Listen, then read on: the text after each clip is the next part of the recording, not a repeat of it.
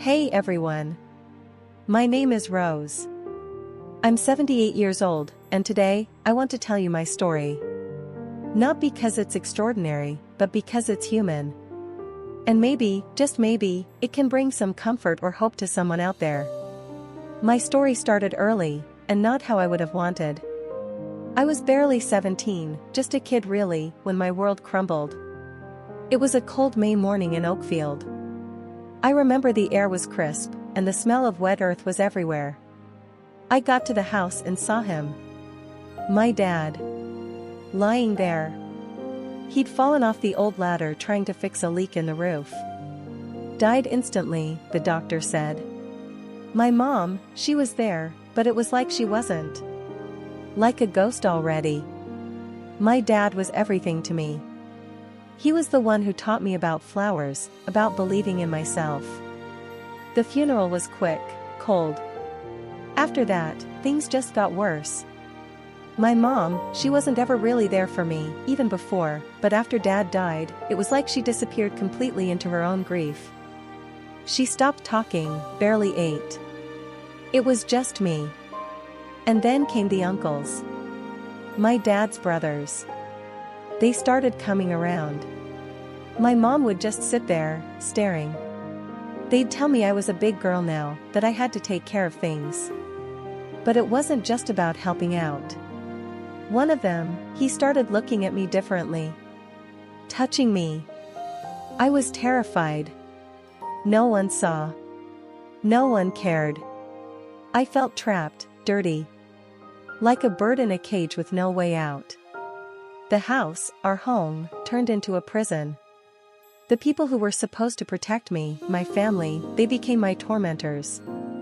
I remember sitting by the window, watching other girls my age laughing, going to school, and I just felt nothing. Just a hollow space inside. But then, something inside me, a tiny flicker of light, wouldn't let me give up. I saw an ad in the newspaper for a job in Pittsburgh. A big city, far away. It was like a sign. I didn't have much, just a small suitcase, a few clothes, and a recipe book my dad had given me. It had all his favorite desserts, written in his handwriting. My only treasure. I wrote a quick note for my mom. Just I'm leaving. I didn't say goodbye to anyone. I hopped on that bus, clutching Dad's recipe book like it was my whole life. I looked back at Oakfield, that town that was supposed to be home, and promised myself I'd never look back. Pittsburgh was huge, loud, completely different from Oakfield. I felt tiny, lost. But also, free. I knew no one. Had nowhere to stay. But I had a dream. I wanted to open a bakery. A place where people could find comfort, joy, a little bit of sweetness. My first few weeks were rough. No job, no money. I slept in parks, ate whatever I could find. But I kept walking, kept looking. I wasn't going back. Not ever. One day, I passed a little bakery. It looked old, a bit run down, but it smelled like heaven. And there was a help wanted sign. Mrs. Jenkins, the owner, was an older lady, kind eyes. She saw something in me, I guess. Maybe the desperation, maybe the hope. She gave me a chance. I worked hard. Cleaned floors, washed dishes, learned how to knead dough. Mrs. Jenkins taught me everything. Not just about baking, but about life. She was the first person to treat me with kindness since my dad left. She became like a grandmother to me. The bakery became my home. My safe place. And then, Joseph came into my life. He was a regular customer, always ordering the apple pie. He had the kindest smile, eyes that sparkled. We started talking. He listened to my dreams, about opening my own place, a bakery just like my dad would have loved. He didn't laugh. He believed in me. He said, "Rose, you can do anything." On my 20th birthday, Joseph gave me a present. A small, empty notebook. "For your recipes, Rose," he said. "For our bakery." It wasn't just a notebook. It was a promise. A promise of a future, a family. With him, I felt safe. I felt seen. We got married a year later. Simple ceremony, just a few friends from the bakery. Mrs. Jenkins was there, of course. She cried more than I did. And in Joseph's arms, I finally knew what true love felt like. It wasn't a wild passion. It was a quiet, deep, comforting love. A safe harbor. 2 years later, we opened Rose's Bakery. It was tiny, nothing fancy, but it was ours. Every bread, every cake, every cookie we baked was made with love. And hope. We worked hard, side by side. Joseph managed the money, I was in the kitchen. Slowly, people started coming. Word got around. We became known for our fresh bread, our amazing apple pies, and a special cornbread recipe from my dad's book. Our little family grew. First came John, a calm, curious boy. Then Anne, lively and artistic. My life felt full. Complete. I had a husband who loved me, 2 beautiful children, and my own bakery. My dream had come true. Life was good. Perfect, even. Until one day, a letter came. From Oakfield. About my mother. She was very sick. Dying, they said. My first reaction was to ignore it. To pretend it wasn't happening. That part of my life was buried, gone. But Joseph, he saw it in my eyes. The old wounds, the pain. He told me, Rose, you can't run from your past forever. Go. For yourself. To make peace. It was hard. Really hard. But he was right. I had to go back. Not for her, but for me. For the girl I was, and the woman I had become. Rose, don't go for her. Go for yourself, to make peace with your past. That trip back to Oakfield felt like going back in time. The town had changed, grown, sure, but the memories were on every corner. My childhood home looked smaller, sadder, and my mom was barely recognizable, just this thin, yellowish, huddled woman in bed. There were no big, dramatic reconciliations, folks. Life ain't like the soap operas. Just uncomfortable silences. Some held back tears, little gestures of care. I stayed for a week, cleaned the house, cooked, hired a lady to take care of her, and left money for her medicine. Before I left, she held my hand with surprising strength and said, "You became strong, unlike me." That was the closest to an acknowledgement I ever got from her. 3 months later, I got the news she'd passed. I cried, yeah, but not so much for the mom I had, but for the mom I could have had, for the relationship that never blossomed. Grief's like that. Sometimes we cry just as much for what we didn't live as for what we lost. Life went on. The bakery thrived, now with a loyal clientele, even getting orders for big city parties. John, at 16, was showing interest in an academic career. He wanted to be a teacher, he'd say, eyes shining. And at 14, had a real gift for the arts. She drew everything she saw, dreamed of working with creation. At 40, I experienced one of my greatest joys. John got accepted to study history at the university. He was the first in our family to go to college. The day we walked through the imposing halls for enrollment, I remembered the girl I was, who dreamed of books and knowledge, and felt like, in some way, I was fulfilling that dream through my son. But life has its ups and downs, right? At 42, I faced a health problem that really scared me. I started feeling chest pains, shortness of breath. Doctors found a heart problem. It wasn't serious, but I'd need care for the rest of my life, medicine, regular checkups, diet changes. It was a time for deep reflection. I realized I was working too much, carrying too many worries, trying to control everything.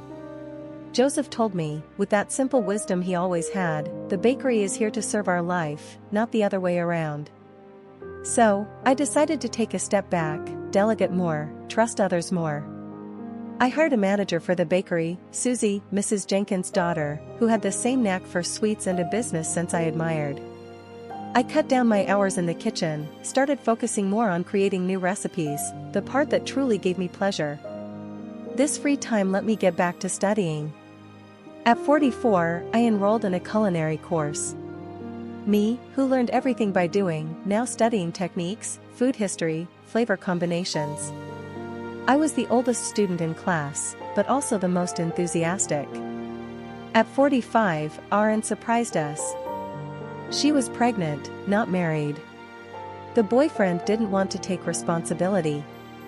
It was an initial shock, I confess. We came from a generation with different values, different customs. But I looked at my daughter, so young and frightened as I once was, and I knew exactly what not to do. Instead of judgment, we offered support. Instead of shame, we celebrated the new life that was coming.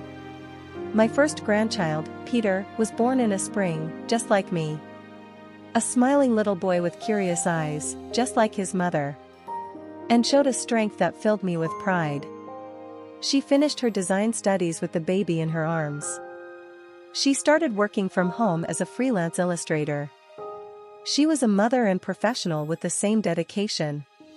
At 48, I fulfilled another dream, publishing a cookbook. Sweet memories, recipes that tell stories. It brought together not just the bakery recipes, but the stories behind them. The cornbread from my childhood, the coconut cookies I learned from Mrs. Wilson, the pudding I made to celebrate my children's births.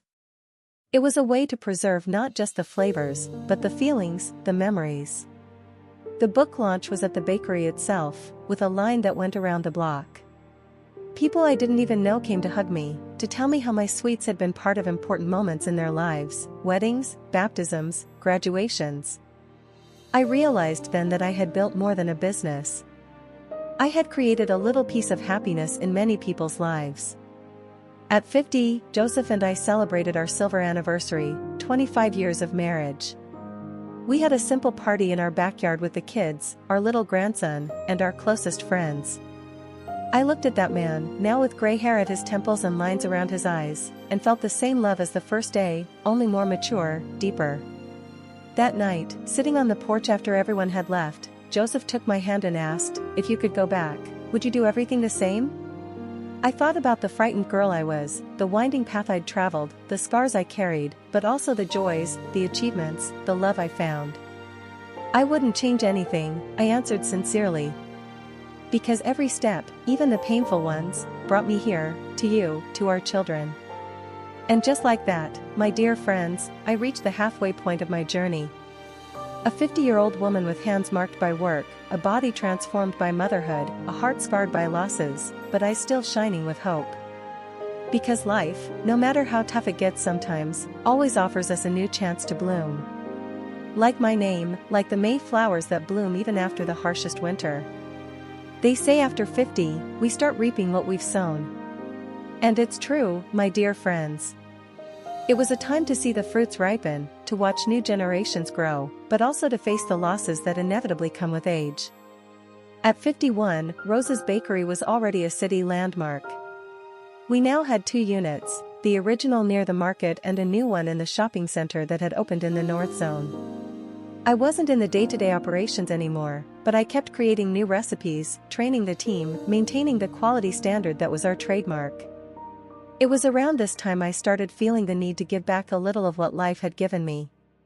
I started a social project at the bakery, free culinary courses for women in vulnerable situations. I remembered how the knowledge of making sweets had been my lifeline and wanted to offer this same opportunity to other women who, like me, needed a chance. The Sweet New Beginning project started small. A class of 6 students using the bakery kitchen on days off. Soon it grew. We got our own space, donated by a customer. We got sponsorships from suppliers. Seeing those women, many of them with stories as tough as mine, finding a new purpose, a source of income, a supportive community, was a satisfaction no commercial success could match. At 54, John and Beatrice gave me my second grandchild, Michael, a serene boy like his father. With 2 grandchildren, life gained a new dimension. Peter, now 8, loved playing big brother to Michael, even though they were cousins. The two were inseparable at Sunday lunches.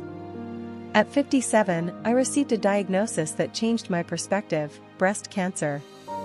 The doctor was kind, but direct. It would be a long, difficult treatment with no guarantees. I felt fear, of course, but also a fierce determination to fight. I hadn't come this far, overcome so many obstacles, to give up. The treatment was like a storm that devastates everything: the surgery, the chemotherapy that took my hair and my energy, the radiation that burned my skin. Joseph was by my side every step of the way, holding my hand on nights of pain, reading to me when my eyes were too tired, reminding me who I was when I myself forgot. My children were pillars of strength. John researched new treatments, talked to the doctors, organized my medicines, and brought her artistic talent to my healing process. She painted colorful mandalas for me to visualize health returning. She created an illustrated diary where I recorded small daily victories. Peter, now 11, would come visit me after school and tell me the news, making me laugh with his preteen stories. And little Michael, only 3, brought pure joy with his presence, his clumsy drawings, his spontaneous hugs. It was a time of deep learnings. I learned to accept help. Me, who had always been so independent, a caregiver to others, I found myself dependent on basic care. I learned to value each dawn, each sunset, each shared laugh. I learned that strength isn't in doing everything alone, but in allowing yourself to be supported when necessary. After a year and a half of treatment, the news we were waiting for arrived: complete remission. The disease had left, taking with it a few pounds, all my hair, which later came back completely white, and that feeling of invulnerability we have when health is perfect. But it had left something in its place: a deeper gratitude for life, a more acute awareness of its fragility and beauty. At 60, I made an important decision. Selling Rose's Bakery wasn't easy. It was like handing over a child to be raised. But the chain had grown, now with 4 stores, and the administration demanded an energy I no longer had. I sold to a group that promised to maintain the essence, the original recipes, the name. I kept only the first store, the one at the market, more as a living museum of memories than as a business. With the money from the sale, Joseph and I bought a small farm on the outskirts of the city. It was an old dream to have a piece of land, to plant our own fruits and vegetables, to wake up to birds singing instead of car horns. We renovated the main house, built a spacious kitchen, of course, and a shed for Joseph to tinker with his woodworking projects, a hobby he discovered in retirement. The farm soon became the family meeting point. On Sundays, everyone would come for lunch.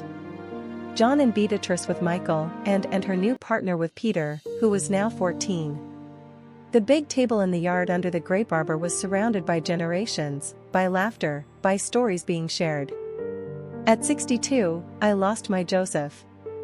It was quick, unexpected, a massive heart attack while he was pruning the orchard trees. There was no time for goodbyes, for last words. One moment he was there, laughing, alive, and the next he was gone. The pain was like nothing I had ever felt, different from all other losses, all other challenges. It was as if half of me had been torn out without anesthesia. In the first few months, I'd wake up at dawn, searching for his warmth in the bed, for the sound of his breathing. I'd talk to him as if he were still there, telling him about my day, asking for advice. At night, lying in the dark, I'd go over our story together. From the first cup of coffee in the bakery to the last kiss on the forehead before he went out to the yard that fateful day. My family saved me once again. John and Beatrice temporarily moved to the farm so I wouldn't be alone. And came every day, dragged me for short walks, insisted that I eat. Peter and Michael filled the house with their youthful energy, their noise, their pulsing life. Slowly, very slowly, I learned to live in this new normal. Not to overcome the loss, we never truly overcome the departure of someone we loved so much, but to carry the pain in a way that didn't crush me, that allowed me to keep walking. I resumed the sweet new beginning project with new energy. Now, in addition to the culinary classes, we offered emotional support, career guidance, helped to set up small businesses. It was a way to honor Joseph's memory, who always supported my desire to help other women. At 65, I was surprised by an honor. The city decided to award me the title of Distinguished Citizen of Pittsburgh for services rendered to the city through the bakery and the social project. At the ceremony, I looked at the audience and saw faces that had accompanied different phases of my journey: old bakery customers, students from the social project, suppliers who became friends, and, of course, my family. When they handed me the commemorative plaque, I thought of the 17-year-old girl who arrived in Pittsburgh, frightened, with nothing but a small suitcase and many dreams. If someone had told me back then that one day I would be honored on that stage, I would have thought it impossible, a fantasy. But life is like that, unpredictable, surprising, generous sometimes, when we least expect it. In my speech, I talked about new beginnings, about how life gives us second, third, as many chances as necessary to bloom, about how each fall can be a new beginning. Each loss can make room for something new to be born. I didn't explicitly mention my painful past. Some wounds, even scarred, are too intimate to be exposed in public. But I talked about resilience, about transforming pain into purpose, about finding meaning even in the most difficult experiences. I ended by thanking Joseph, my journey companion, who, even physically absent, continued to be my guiding star. To my children, who taught me that loving is an act of courage. To my grandchildren, who showed me every day that life follows its flow, always renewing, always surprising. And so, my dear friends, I reached 65 years old. No longer a young woman, but also not yet an elderly lady. A woman in the fullness of maturity, carrying marks of time on body and soul, but also the wisdom that only experience brings. A woman who learned, above all, that our story is not defined by the blows we receive, but by the strength with which we rise after each fall. Like the May flowers that gave me my name, I learned to bloom even after the most severe frosts, to find beauty even in the most arid terrains, to offer color and fragrance to the world, even when winter seems to have no end. And here I am now, my dear friends, with my 78 well-lived years, telling my story to you all. How strange it is to look back and see the whole path traveled, like a movie passing before your eyes. Each wrinkle on my face tells a story, the expression marks around the eyes from so many shared laughs, the lines on the forehead from worrying about the children, grandchildren, and now great-grandchildren. The furrows beside the mouth from so many words spoken with love. After 65, life gained a different rhythm. Slower perhaps, but no less intense. The farm continues to be my refuge, my little piece of paradise. I reduced the size of the garden a bit, the back isn't the same anymore, but I still grow my herbs, my flowers, some fruit trees. I wake up with the sun and go to bed early, following the natural rhythm of the body and nature. The loneliness after Joseph's departure gradually transformed into a kind of silent companionship. I still talk to him every night. I tell him about my day, about the family news. Sometimes I swear I feel his presence, like a subtle perfume in the air, a comforting warmth. Faith helps me believe that we are not really separated, just in different dimensions of existence. At 68, I received an unexpected invitation that completely changed my routine. Father Anthony from the neighborhood parish sought me out with a challenge. "Mrs. Rose, we need your experience for a new project with community families." He explained that many families were going through difficulties, not only financial but also emotional and relational. Children without attention, overloaded parents, forgotten elderly. I confess that I hesitated at first. "Father, I'm already old to start new projects," I argued. He smiled. "Mrs. Rose, sometimes the wisdom of a lifetime is exactly what we need to build something new." And so, Coffee with Stories was born, a weekly meeting in the parish hall. It wasn't just about confectionery, although there were always cakes and cookies that I taught how to make. It was about creating a space where different generations could meet, exchange experiences, relearn to truly talk. What started with half a dozen people soon turned into a diverse and vibrant group. There was Mr. Jerome, an 80-year-old gentleman who told war stories that no one knew whether they were true or not. Mrs. Elisa, a retired teacher who always brought a different book to share. Young Charles, who had lost his parents and found in the elderly of the group an extended family. The children from the local orphanage, who came once a month and filled the hall with joy. This project taught me something valuable, that even in old age, we can be not just recipients of care, but also agents of transformation. It wasn't just me helping others. It was a genuine exchange where we all had something to offer, something to learn. At 70, I was given a surprise party that left me speechless. And John organized everything in secret, bringing together people from all phases of my life, the ladies who worked with me in the first bakery, old customers who became friends, participants from Coffee with Stories, neighbors, relatives. The sweets table was a tribute to my journey. Each item represented a phase, a memory. It was at this party that John gave me a gift that deeply moved me, a book with the story of my life, made from the recordings we're making now. He and had collected testimonials from people who were part of my journey, old photos, newspaper clippings about the bakery, emblematic recipes. It was my life bound, preserved for future generations. Leafing through those pages, I saw how a seemingly common life can be extraordinary when seen as a whole. How small decisions, casual encounters, moments of courage or weakness weave a complex and unique tapestry. I realized that my story wasn't just mine. It was part of the story of my family, my community, my time. At 72, I faced a challenge that tested my courage in a way I didn't expect. A group of investors bought several properties in our region with plans to build a luxury condominium. Our farm and neighboring properties were in their sights. The pressure for us to sell began, tempting offers, then veiled threats, mysterious problems with our access to water. Many neighbors gave in, sold their lands. I refused. It wasn't just a piece of land. It was the home I built with Joseph, the place I wanted to spend my last days, a legacy for my grandchildren and great-grandchildren. The situation got so difficult that John suggested I give up. "Mom, you're already elderly. You need peace. We can buy a house closer to the city, safer." But something inside me rebelled. It wasn't fair to be pushed out of my little corner of the world because of others' greed. That's when I discovered there was still fire in this old woman's blood. I started to organize a resistance. I sought out neighbors who hadn't sold yet. We formed a group. We got the support of an environmental NGO. Our area had important springs and forests that should be preserved. A young lawyer, Mrs. Elisa's grandson from Coffee with Stories, helped us pro bono. The fight was long and exhausting, meetings at City Hall, public hearings, reports in local newspapers. I, who had always been discreet, suddenly found myself giving interviews, participating in demonstrations, confronting businessmen in expensive suits. After almost 2 years of battle, we achieved a partial victory. The condominium project was reduced and redesigned to preserve our area and the springs.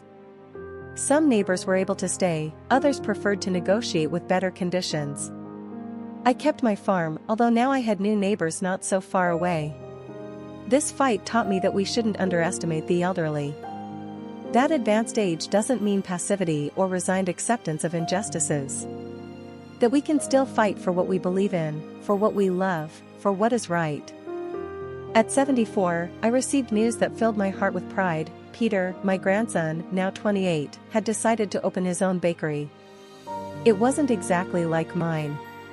He had studied molecular gastronomy, modern techniques that I barely understood, but the essence was there, the love for ingredients, respect for traditions, the desire to create special moments through food. He invited me to be a consultant on the project, to share my classic recipes that he wanted to reinterpret with contemporary techniques. We spent entire afternoons in my kitchen, him noting every detail, every secret, every trick I learned over decades. It was a bridge between generations, between the traditional and the modern, between the past and the future. Peter had married at 25 to Lucy, a lovely girl he met in college. At 26, they gave me my first great-granddaughter, also called Lucy, in honor of her mother. Seeing 4 generations gathered was like witnessing the miracle of life's continuity. When the New Season Bakery opened, Peter chose this name to mark the new era while keeping the roots. I was there, cutting the inaugural ribbon. The menu was a delicious mix of tradition and innovation.